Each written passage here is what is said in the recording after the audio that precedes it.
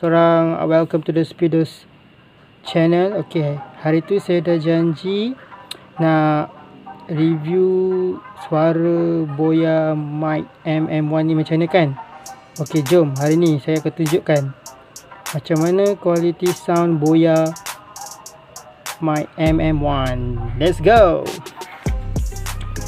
So first korang beli handphone clamp ni, then kita ambil Boya Mic, kita pasang phone clamp ni dekat handphone dulu.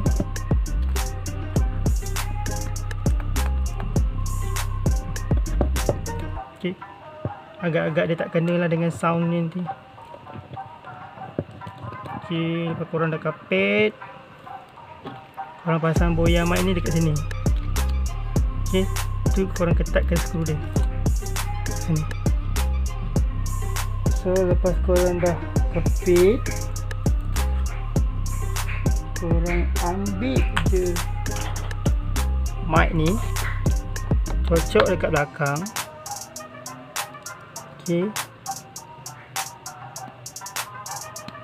dia ada bunyi nanti. So cocok terus ke sini, ke handphone. So bila korang dah cocok, so saya akan start record ya. Korang dengar sound macam mana?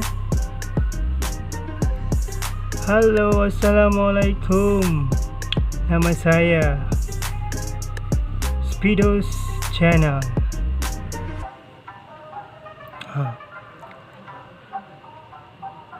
So saya cuba dengar. Okay, ni kita save.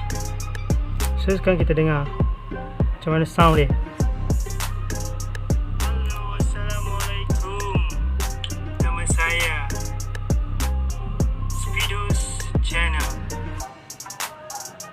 Okay, korang macam mana? Dengar tak suara Boya Mic tu? So ini kualiti sound Boya Mic yang berharga 90 itu. So saya rasa sound dia tak ada masalah. So noise tu pun bila kita pakai, dia tak dengar sangat lah suasana environment dekat sekeliling kita. Kecuali kalau dia terlampau kuat, kalau setakat bunyi kipas sepoi-sepoi bahasa tu, dia tak adalah dengar. Okay guys, so itu sajalah review saya tentang kualiti suara mic Boya MM1 ni.